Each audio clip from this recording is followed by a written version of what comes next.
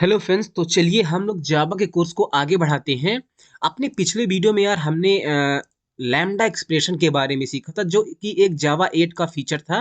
तो इस प्लेलिस्ट को आप एक्सेस करो यार। और सबसे लास्ट में हमने पढ़ा था लैम्डा एक्सप्रेशन। इसमें सब कुछ हमने लैम्डा एक्सप्रेशन के बारे में कवर कर दिया था। इसके अलावा और कुछ भी लैम्डा एक्सप्रेशन पर कुछ चीज बचा नहीं है। हमने पूरा पूरा कवर कर दिया था, तो आई होप आपने जरूर देखा होगा। आज हम लोग पढ़ने वाले हैं इनर क्लास के बारे में। तो इनर क्लास के बारे में जब हम लोग पढ़ रहे हैं ना, उससे पहले ही हम लोग एनानमस इनर क्लास के बारे में पढ़ रहे हैं। ठीक है। तो हम जब एनानमस इनर क्लास के बारे में पढ़े तो ये क्लास हमने किसी दूसरे क्लास के अंदर बनाई थी। तो इनर क्लास क्या होती है? इनर क्लास मतलब कि वो क्लास जो किसी दूसरे क्लास के अंदर बनी हो, उसे हम इनर क्लास या नेस्टेड क्लास भी बोलते हैं। तो उसी कैटेगरी में एनानमस इनर क्लास होती है, जिसको हम लोग पहले पढ़ चुके हैं। आज हम लोग कुछ और समझते हैं। जैसे हमारे पास ये एक आउटर क्लास है, मतलब हमने क्लास बनाई है आउटर, और ये देखिए पब्लिक है। आपको एक बात बता है, जो ये आउटर क्लास होती है, या तो ये पब्लिक हो सकती है या डिफॉल्ट हो सकती है। आप यहाँ पर कुछ भी ना लिखो तो डिफॉल्ट मानी जाएगी। तो जो आउटर क्लास होती है वो या तो पब्लिक हो सकती है या तो डिफॉल्ट हो सकती है। लेकिन जो इनर क्लास होती है वो पब्लिक, प्राइवेट, प्रोटेक्टेड सब कुछ हो सकती है। ओके। चलिए हम लोग समझते हैं। जैसे हमारे पास एक कोई क्लास है, आप बताइए, तो इसके अंदर हम लोग क्या कर सकते हैं? हम लोग कुछ वेरिएबल्स बना सकते हैं ना। जैसे मैं अभी समझाने के लिए मैं आपको यहाँ पर एक वेरिएबल बनाता हूँ इंट एक्स नाम से, राइट। तो ये एक इंस्टेंस वेरिएबल होगा, आपको पता है। एक मैं और वेरिएबल बनाता हूँ static int let's say y नाम का मैं वेरिएबल बनाता हूँ। ये एक स्टैटिक वेरिएबल है ना। उसी तरह से हमारे पास कुछ फंक्शन होते हैं, public wire let's say F1, है ना, फंक्शन होते हैं। मैं यहाँ पर लिख देता हूँ इसके अंदर सिंपली मैं लिख देता हूँ F1 इस तरह से, राइट। उसी तरह से हमारे पास कुछ और भी फंक्शन हो सकते हैं जो स्टैटिक हों, है ना। मैं इसको F2 बना देता हूँ और मैं इसको स्टैटिक भी बना देता हूँ यहाँ पर ऐसे, और यहाँ पर मैं लिख देता हूँ F2, और ये एक स्टैटिक फंक्शन इस तरह से। अब देखिए ये क्या है, ये मेंबर्स हैं इस हमारी क्लास की, राइट। तो सोचो अगर हमें इन मेंबर को एक्सेस करना है, कैसे एक्सेस करेंगे? है ना, हमें इस क्लास का ऑब्जेक्ट चाहिए होता है। तो ऑब्जेक्ट बना करके हम इस क्लास के बाहर से पब्लिक चीजों को एक्सेस कर सकते हैं, है ना। और फिर आपने एक्सेस मॉडिफायर जो होते हैं उनका कॉन्सेप्ट समझा होगा। तो मैं इस डेमो क्लास में क्या करता हूँ, आउटर क्लास का मैं एक ऑब्जेक्ट बनाता हूँ, let's say OUTER equal to new, new outer नाम से हमने एक ऑब्जेक्ट बनाया यहाँ पर, राइट। अब बताइए, क्या मैं आउटर डॉट करके एक्स को एक्सेस कर सकता हूं? बिल्कुल कर सकता हूं, क्योंकि एक्स यहाँ पर डिफॉल्ट है अभी भी, है ना, डिफॉल्ट है। मैं एक काम करता हूं, मैं यहाँ पर एक छोटा सा ना कंस्ट्रक्टर भी बना देता हूं। यहाँ पर मैं एक कंस्ट्रक्टर बना देता हूं, ओके। और मैं पब्लिक लिख देता हूं, और जो क्या करेगा, जब भी हम ऑब्जेक्ट बनाएंगे तो इनिशियलाइज कर देगा, राइट। और वाई की वैल्यू लेट से मैं कुछ 5 ऐसे कर देता हूँ, राइट। तो जैसे ऑब्जेक्ट बनेगा ये सारी चीजें क्या होंगी, इनिशियलाइज हो जाएंगी, है ना। अब बताइए आप, अगर मैं यहाँ पर system dot out dot printer लगाऊं और आउटर डॉट एक्स में लिख सकता हूँ, बिल्कुल, क्योंकि वो क्या है, डिफॉल्ट है, उसको मैं एक्सेस कर सकता हूँ। उसी तरह से मैं, बताइए, वाई को मैं एक्सेस करना चाहता हूँ। अब आप बताइए, क्या वाई को एक्सेस करने के लिए मुझे ऑब्जेक्ट की जरूरत है? नहीं, क्योंकि वो स्टैटिक है, तो हम उसको क्लास का नाम भी यूज करके डॉट लगा के एक्सेस कर सकते हैं। तो मैं यहाँ पर क्लास का नाम डॉट लगा के एक्सेस कर रहा हूँ। देखिए ये वेरिएबल है, ये क्लास का नाम है, उसमें ओ स्मॉल है, इसमें ओ कैपिटल है, ये आप ध्यान रखना। देखिए 10 5 xy की वैल्यू प्रिंट है। उसी तरह से फंक्शन के केस में भी होता है। अगर हमें F1 को कॉल करना है तो मैं लिखूंगा ऑब्जेक्ट का नाम डॉट F1 में लिखूंगा, है ना। अगर मुझे F2 को कॉल करना होता तो मैं क्लास का नाम डॉट F2 में उसको कॉल कर सकता हूँ, क्योंकि F2 क्या है, F2 स्टैटिक चीज है। देखिए यहाँ पर सब कुछ है। तो ये चीजें मैं आपको बता चुका हूँ, राइट। अब जिस तरह से एक क्लास के variables, static variables, non static variable, static member function और नॉन स्टैटिक फंक्शन एक मेंबर्स हो सकते हैं, कुल मिला के ये मेंबर है हमारी इस क्लास के। उसी तरह से किसी क्लास का एक दूसरी क्लास भी मेंबर हो सकती है। तो अगर इस क्लास के अंदर मैं एक क्लास बना दूं, यहाँ पर लिखता हूं क्लास इनर, मैं लिख देता हूं, मैं इनर क्लास लिख देता हूं। तो ये हमारी इनर क्लास भी हमारे इस क्लास की एक मेंबर है, राइट। अब जो ये इनर क्लास हमने बनाई, मैं इसको इनर वन नाम देता हूँ। हमने जो इनर इनर वन क्लास बनाई, ये एक नॉन स्टैटिक है, इसके पहले स्टैटिक नहीं लिखा गया है ना। जैसे वेरिएबल्स स्टैटिक हो सकते हैं, फंक्शंस स्टैटिक हो सकते हैं, ये मेंबर हैं तो ये स्टैटिक हो सकते हैं। उसी तरह से हमारी इनर क्लास भी स्टैटिक हो सकती है। मैं यहाँ पर लिख देता हूँ, एक और मैं क्लास बना लेता हूँ यहाँ पर, और इसको मैं इनर 2 नाम दे देता हूँ, और इसको मैं स्टैटिक बना लेता हूँ। यहाँ पर देखिए, ये देखिए हमने स्टैटिक बना लिया। तो इस तरह से हम लोग यहाँ पर क्लास बना सकते हैं। और जो ये इनर क्लास हमने बनाई है यहाँ पर, इसका जो एक्सेस मॉडिफायर है वो डिफॉल्ट है, क्योंकि इसके पहले हमने कुछ भी नहीं लिखा है। तो इसको भी हम पब्लिक प्राइवेट प्रोटेक्टेड बना सकते हैं। मैं एक काम करता हूँ, मैं इसको कॉपी करता हूँ और मैं एक बार और इसको पेस्ट कर देता हूँ। मैं 3-4 यहाँ पर क्लास बना ही लेता हूँ, आपको अच्छे समझ में आ जाए। और इसको मैं एक को मैं प्राइवेट बना देता हूँ, ओके। और मैं एक और बना कर लेता हूँ, इसको मैं प्रोटेक्टेड बना देता हूँ, PROTECTED, प्रोटेक्टेड बना देता हूँ। पब्लिक आपको पता है सब कुछ यहाँ पर हमने बना लिया, सारी क्लासें हमने बना ली। इसको मैं 4 कर देता हूँ, है ना। तो ये हमारे इस तरह से इनर क्लास हम लोग बनाएंगे। अब आप बताइए, जब हम लोग इस क्लास का ऑब्जेक्ट बनाते हैं तो ऑब्जेक्ट बना के करते क्या है? सिंपल सी बात है यार, इसके मेंबर्स को हम लोग यहाँ पर इस तरह से एक्सेस करते हैं। तो हमारी इस आउटर क्लास के ये भी मेंबर्स हैं, तो हम इनको भी एक्सेस कर सकते हैं ऑब्जेक्ट बना करके। अब जो चीज स्टैटिक है तो उसको हम बिना ऑब्जेक्ट का यूज किए हुए एक्सेस करेंगे, है ना। जैसे स्टैटिक फंक्शन और स्टैटिक वेरिएबल, उसको हम क्लास का नाम यूज करके एक्सेस कर लेते हैं। तो अगर हमारे पास कोई स्टैटिक इनर क्लास होगी तो उसको भी हम लोग क्या कर सकते हैं, क्लास का नाम यानी कि आउटर क्लास का नाम यूज करके एक्सेस कर सकते हैं। ठीक है, इतना बात आपको समझ में आई। अब कुछ बातें और समझिए। जो ये हमने इनर क्लासें बनाई हैं, ये इनर क्लास के अंदर इतनी पावर होती है कि वो इस आउटर क्लास के किसी भी मेंबर्स को एक्सेस कर सकती हैं। हर एक मतलब मेंबर्स को एक्सेस कर सकती हैं। लेकिन जैसे जहां ये जो नॉन स्टैटिक इनर क्लास है, तो ये हर एक मेंबर को एक्सेस कर लेगी। इस आउटर क्लास के हर एक मेंबर को एक्सेस कर लेगी, चाहे वो स्टैटिक हो या स्टैटिक ना हो। लेकिन जो स्टैटिक क्लास हमने बनाई है, ये जो स्टैटिक क्लास हमने बनाई है, इन दोनों क्लास को मैं अभी हटा देता हूं, मैं बाद में बना लूंगा अगर जरूरत पड़ेगी तो। लेकिन जो ये स्टैटिक क्लास हमने बनाई है, तो ये क्योंकि स्टैटिक है, आपको पता है स्टैटिक चीजों के बारे में, जैसे स्टैटिक फंक्शन है, तो स्टैटिक चीजें इस क्लास के स्टैटिक चीजों को ही एक्सेस कर पाएंगी। जैसे ये स्टैटिक फंक्शन है, क्या ये एक्स को एक्सेस कर लेगा? नहीं कर पाएगा, एरर आ जाएगी, है ना। तो ये हमारी जो स्टैटिक क्लास है, ये सिर्फ वाई को एक्सेस कर पाएगी, एक्स को एक्सेस नहीं कर पाएगी, है ना। तो स्टैटिक जो इनर क्लास है वो स्टैटिक चीजों को ही एक्सेस कर पाएगी। लेकिन जो नॉन स्टैटिक इनर क्लास है, वो स्टैटिक और नॉन स्टैटिक सबको एक्सेस कर लेगी। ये बात भी आप याद रखना। तो चलिए, जैसे हमें इससे पता है कि ये हमारी नॉन स्टैटिक क्लास है, तो ये किसी भी मेंबर को एक्सेस कर लेगी। तो मैं यहाँ पर एक काम करता हूँ, मैं सिस आउट लगा, ओके। अच्छा बताइए, ऐसे अगर मैं क्या यहाँ पर सिस्टम डॉट आउट डॉट प्रिंटल लगाऊंगा, हाँ बताइए? नहीं यार, बेवकूफ़ी हो जाएगी ना। हम लोग फंक्शन बनाते हैं, है ना। तो मैं इस क्लास के अंदर एक फंक्शन बनाता हूँ, मैं लिखता हूँ पब्लिक वायर, लेट से मैं इसका नाम देता हूँ F3, इसका मैं F3 नाम देता हूँ। और इस फंक्शन के अंदर मैं एस आउट लगाता हूँ, और इसके अंदर मैं इस x को एक्सेस करता हूँ। मैंने सिंपली x को प्रिंट कर दिया। ये x लिखने का मतलब हम इस वाले x को एक्सेस कर रहे हैं, है ना।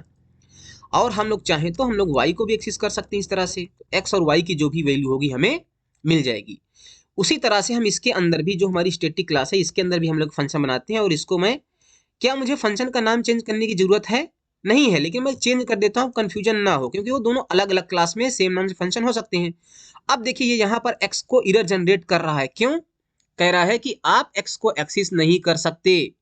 कह रहा है cannot make a static reference to a non static field x. कह रहा है कि ये जो आपकी इनर क्लास है वो स्टैटिक है, और वो एक नॉन स्टैटिक वेरिएबल को रिफर नहीं कर सकती। तो यहाँ पर आप x को एक्सेस नहीं कर सकते, है ना।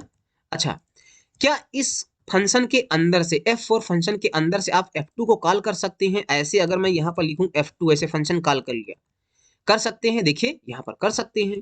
मैं F1 को भी कॉल कर लेता हूँ। बताइए, क्या F1 को आप कॉल कर सकते हैं? नहीं, क्योंकि वो नॉन स्टैटिक है। देखिए वही सेम रीजन यहाँ पर है ना। तो मैं इसको यहाँ से हटा देता हूँ, है ना। मैं इसको यहाँ से हटा देता हूँ। लेकिन इसके अंदर आप F1 को भी एक्सेस कर सकते हैं और आप F2 को भी एक्सेस कर सकते हैं,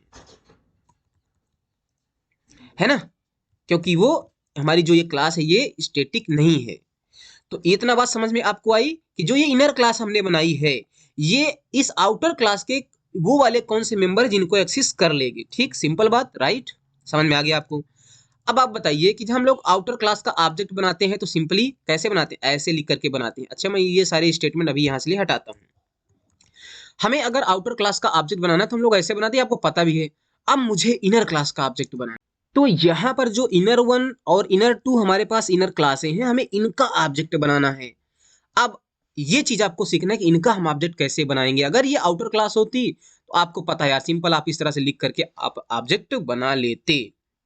अब चलिए समझते हैं कि अगर हमें इनर क्लास का ऑब्जेक्ट बनाना है और वो क्लास स्टैटिक नहीं है, अगर वो क्लास स्टैटिक नहीं है तो इनर क्लास का ऑब्जेक्ट बनाने के लिए पहले आपको एक आउटर क्लास के ऑब्जेक्ट की जरूरत पड़ेगी, राइट। तो इनर तो आप कैसे बनाएंगे, तो आप कैसे बनाएंगे, पहले हम लोग काम करते हैं, पहले हम लोग स्टैटिक वाले का ऑब्जेक्ट बनाते हैं। यहाँ पर देखिए जो इनर टू क्लास है इसका हम लोग ऑब्जेक्ट बनाते हैं।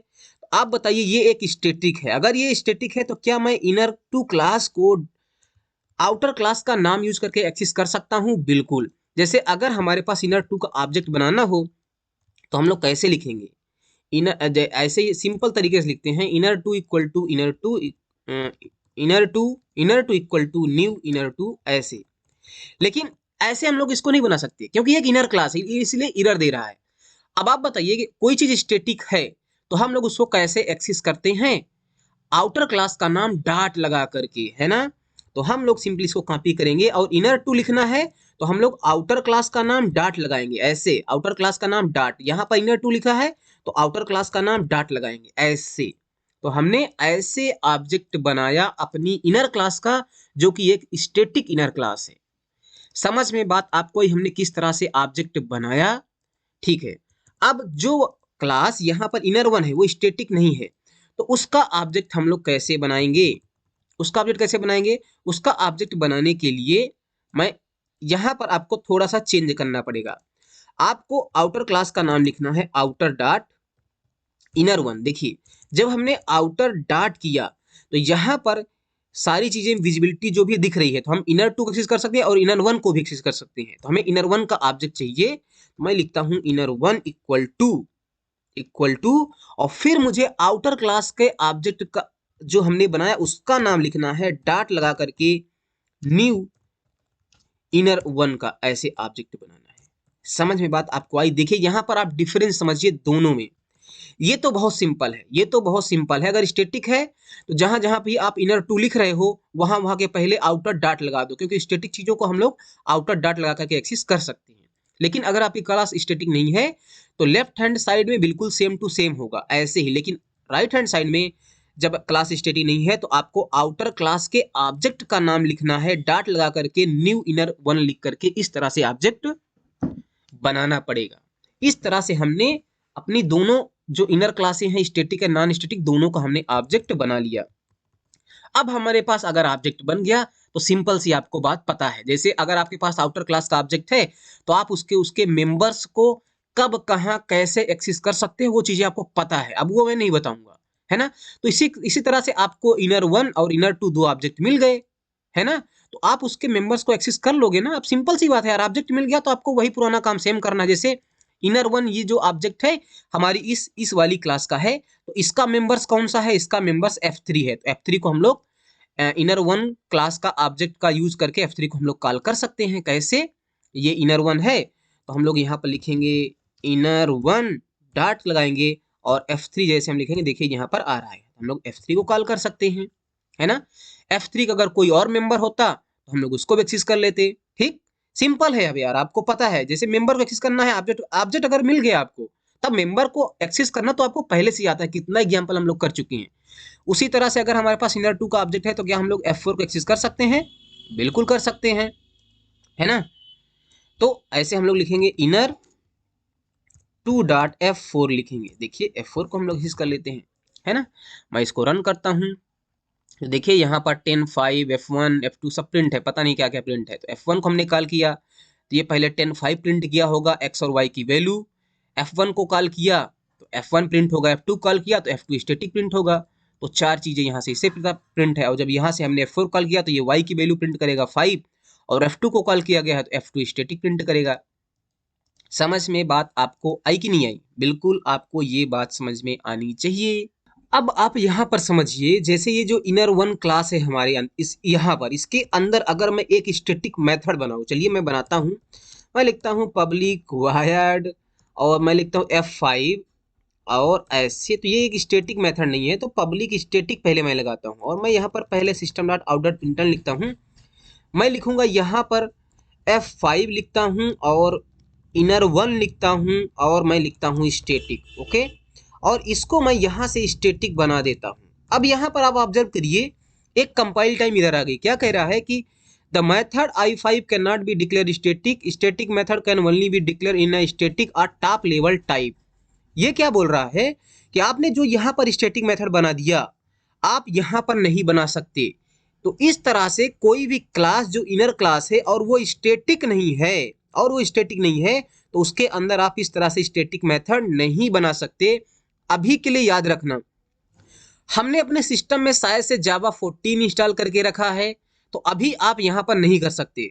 शायद से मैंने देखा है, मुझे एकदम कंफर्म याद नहीं है, जावा का जो 16 प्लस है उस पे ये चीज़ अलाउड है, लेकिन 14 वर्जन पे तो ये अलाउड नहीं है। यहाँ पर आप देख रहे हो एरर आ रही है।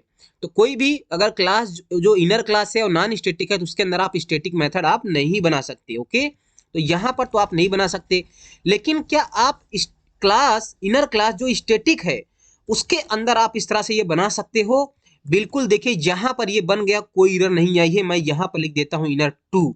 तो इस इनर टू क्लास के अंदर, क्योंकि वो स्टैटिक है, तो उसके अंदर आप एक स्टैटिक मेथड इस तरह से बना सकते हो। अब इसको एक्सेस कैसे करोगे, क्योंकि ये स्टैटिक है, तो इसको आप क्लास का नाम यानी इनर टू का यूज करके एक्सेस करोगे। और इनर टू भी स्टैटिक है, तो इनर टू को एक्सेस करने के लिए आप आउटर क्लास का नाम यूज करोगे। तो क्या लिखोगे आप लिखोगे आउटर क्लास का नाम आउटर डॉट इनर टू। आप लिखो इनर टू, आप लिखोगे डॉट F5 को आप कॉल कर लोगे। ऐसे ऐसे आप कॉल कर सकते हो, है ना।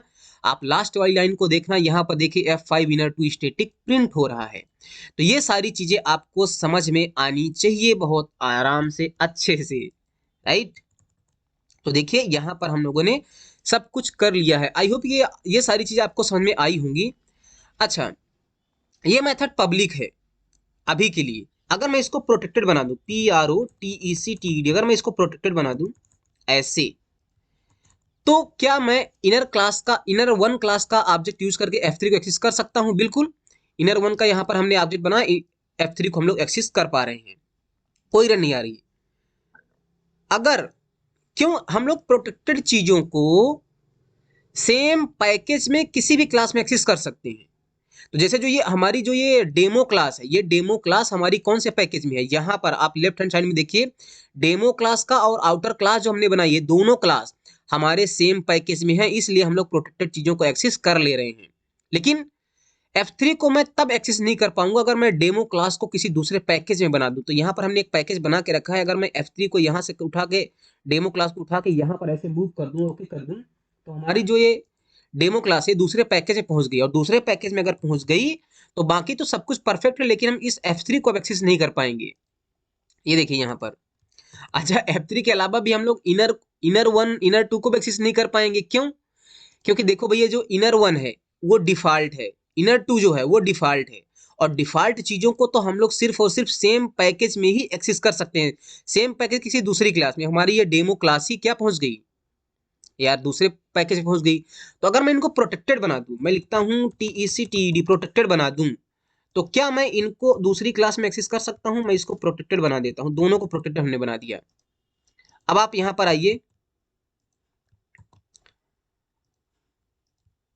और प्रोटेक्टेड के साथ साथ में अभी क्या एरर है, अभी भी सारी चीजें सेम एरर आ रही है ना। तो यहाँ पर एरर आ रही, एरर क्यों आ रही है यार? सिंपल सी बात है यार, प्रोटेक्टेड चीजों को हम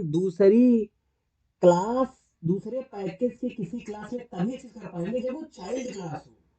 ये चीज आपको पता है, तो इसको हम प्रोटेक्टेड बना भी देंगे तो भी हम यहाँ पर एक्सेस नहीं कर पाएंगे। प्रोटेक्टेड चीजों को हम सेम पैकेज से किसी भी क्लास में एक्सेस कर सकते हैं, और दूसरे पैकेज में अगर उस क्लास की कोई चाइल्ड क्लास है तब हम वहां पर एक्सेस कर पाते हैं। तो इनको मुझे बनाना पड़ेगा क्या? पब्लिक। मैं लिखूंगा PUBLIC, पब्लिक बनाना पड़ेगा। तो मैं इसको कॉपी करता हूँ यहाँ से और इसको भी मैं बना देता हूँ पब्लिक। अब ये पब्लिक हो गई तो इनको कहीं से भी एक्सेस करो, राइट। ये देखिए, तो यहाँ सब कुछ हमारा पब्लिक हो गया। और F3 को क्यों एक्सेसिबल नहीं है? क्योंकि F3 यहाँ पर आप देखिए क्या है, प्रोटेक्टेड है। और प्रोटेक्टेड चीजों को हम लोग दूसरी पैकेज के किसी क्लास में तभी एक्सेस कर पाएंगे जब ये चाइल्ड क्लास हो इस क्लास की, है ना। तो इसको भी हम लोग एक्सेस नहीं कर पाएंगे। अगर मैं इसको भी यहाँ से पब्लिक बना दूं तब वो एक्सेसिबल हो जाएगा। ये चीजें आपको पता है यार, तो फिर भी मैं आपको कंफ्यूज नहीं करूंगा, मैं इसको इस पैकेज में मूव कर देता हूँ सिंपल यहाँ पर। ओके, आपको सारी चीज समझ में आई कि इनर क्लास क्या होती है, किस तरह से हम लोग यूज कर सकते हैं। और यहाँ पर आपने सारे कुछ देखे, है ना। तो आई होप दोस्तों आपको ये सारा कुछ समझ में आ गया होगा कि किस तरह से ये क्या यूज होता है। क्या है यहाँ पर, रिमूव अनयूज्ड इंपोर्ट। ओके, ठीक है। तो आई होप दोस्तों आपको समझ में आया होगा सारी चीजें क्या कैसे काम करती हैं। इनर क्लास, जो इनर क्लास होती है ना किसी मतलब की क्लास में, जो इनर क्लास होती है वो या तो वो एक नॉन स्टैटिक इनर क्लास होगी, non non static inner class, या तो स्टैटिक होगी, या तो एनोनिमस इनर क्लास होगी, जो हम लोगों ने अपने पिछले वीडियो में समझा था, है ना। तो आई होप आपने सारी कुछ समझ लिया यार इनर क्लासों के बारे में। और मेक श्योर कि आप ये सारे वीडियो जरूर देखें यार। अगर आपको जावा में मास्टरी करनी है, लैम्डा एक्सप्रेशन हमने बहुत अच्छे से पढ़ाया था, इसको आप जरूर देखना। ओके, एनोनिमस इनर क्लास का कॉन्सेप्ट, अच्छे अच्छे कॉन्सेप्ट में बहुत डीपली एक्सप्लेन कर रहा हूँ सारी चीजें, तो आप देखो। आई होप आपको ये समझ में आया होगा जो मैंने अभी आपको आज पढ़ाया। Thank you so much, bye bye.